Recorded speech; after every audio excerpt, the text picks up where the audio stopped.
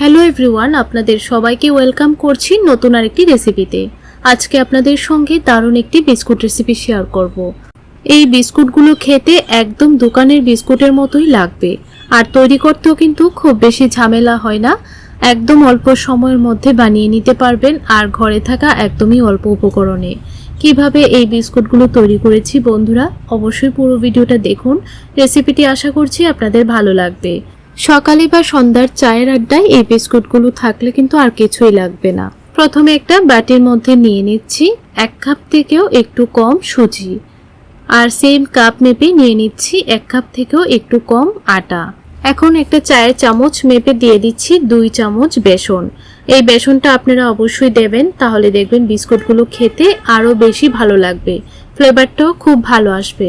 এখন half cup দিয়ে দিচ্ছি চিনি, আর চিনিটা এখানে আপনারা কমিয়ে বাড়িয়ে দিতে পারেন। মিষ্টি যদি একটু কম খেতে পছন্দ করেন তাহলে একটু কম করে দেবেন। অল্প একটু নুন দিয়ে দিলাম, আর 2 চামচ ভরে দিয়ে দিচ্ছি ঘি। এখানে ঘিয়ের পরিবর্তে সাদা তেলটাও ব্যবহার করতে পারেন, তবে ঘি দিলে কিন্তু ফ্লেভারটা আরও ভালো আসে। তো ঘিটা দেওয়ার পর এখন হাত দিয়ে খুব ভালো করে ডলে ডলে মেখে নিতে হবে। সামান্য একটু এলাচের গুঁড়ো দিয়ে দিলাম। এলাচের গুঁড়োটা আমি ঘরেই তৈরি করে নিয়েছিলাম। এখন হাত দিয়ে ভালো করে ডলে ডলে মেখে নেব, তাহলে খুব সুন্দরভাবে কিন্তু ঘিটা সবগুলোর গায়ে লেগে যাবে। আর যখন দেখবেন ঘিটা ভালো করে মেশানো হবে, তখন দেখবেন একদম দানা দানার মতো হয়ে যাবে।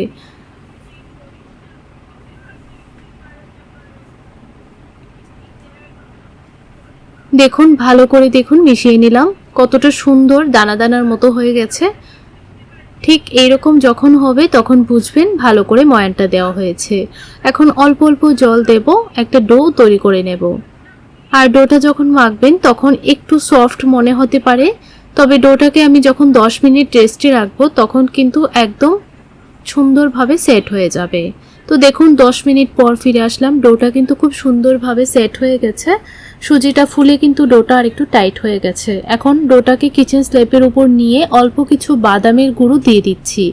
আমি বাদামগুলোকে ড্রাই রোস্ট করে ভালো করে ছিলকাটা তুলে নিয়েছিলাম, আর এরকম আধ ভাঙ্গা করে গুঁড়ো করে নিয়েছি। তো সবগুলো বাদাম দেওয়ার পর রুটি বেলার বেলনি দিয়ে হালকা করে এইভাবে একটু বেলে দিচ্ছি, তাহলে বাদামগুলো কিন্তু খুব সুন্দরভাবে বিস্কুটের গায়ে লেগে যাবে। আর সাইড থেকে এরকম ভাবে ফেটে গেলে কিন্তু কোনো সমস্যা হবে না। আপনারা একটু চাকু বা বেলনিটা দিয়ে এভাবে একটু চেপে চেপে দেবেন, তাহলে দেখবেন আবারও ঠিক হয়ে যাবে। তো এখন আমি ভালো করে চাকুটা দিয়ে একটা শেপ তৈরি করে নিলাম, তারপর এইভাবে কেটে নিচ্ছি। আপনাদের পছন্দ অনুযায়ী আপনারা যে কোনো শেপে কিন্তু কেটে নিতে পারেন। তো আমি এরকম লম্বা রোলের মতো করে প্রথমে কেটে নিলাম, তারপর এরকম ভাবে কেটে নিচ্ছি।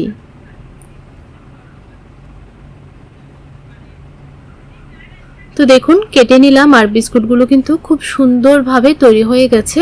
একদম কিন্তু দোকানের বিস্কুটের মতোই মনে হচ্ছে।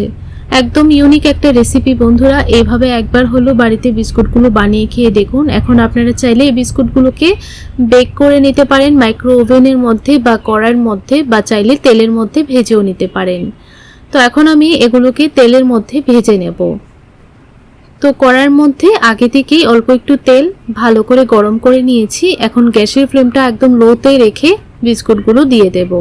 একসঙ্গে সবগুলো ভাজা যাবে না, তাই আমি 2 থেকে 3 বারে বিস্কুটগুলো ভেজে নেব।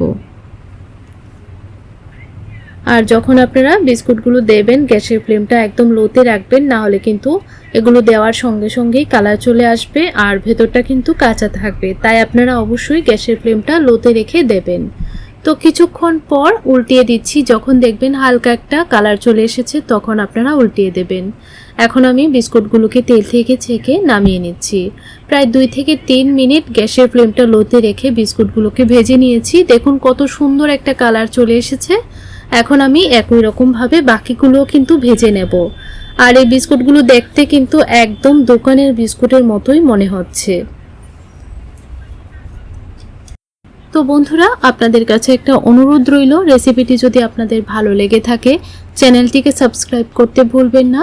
লাইক শেয়ার করে আপনার বন্ধুবান্ধব আত্মীয় স্বজনদের সঙ্গে দেখার সুযোগ করে দেবেন, আর কমেন্ট করে জানাবেন আপনাদের কাছে এই রেসিপিটি কেমন লাগলো। এই দেখুন বন্ধুরা, দ্বিতীয় ব্যাচের বিস্কুটগুলোও কিন্তু ভালো করে ভেজে নামিয়ে নিলাম, আর কালারটা কত সুন্দর এসেছে দেখুন। আপনারা দেখেই বুঝতে পারছেন কতটা টেস্টি হবে এই বিস্কুটগুলো। যখন আপনারা তেল থেকে ছেঁকে নামাবেন তখন একটু নরম মনে হতে পারে, যখন দেখবেন বিস্কুটগুলো একদম ঠান্ডা হয়ে গেছে তখন দেখবেন একদম মুচমুচে হয়ে গেছে। তাহলে বন্ধুরা আজ এই পর্যন্তই, দেখা হবে পরের রেসিপিতে। ততক্ষণ আপনারা ভালো থাকবেন, সুস্থ থাকবেন।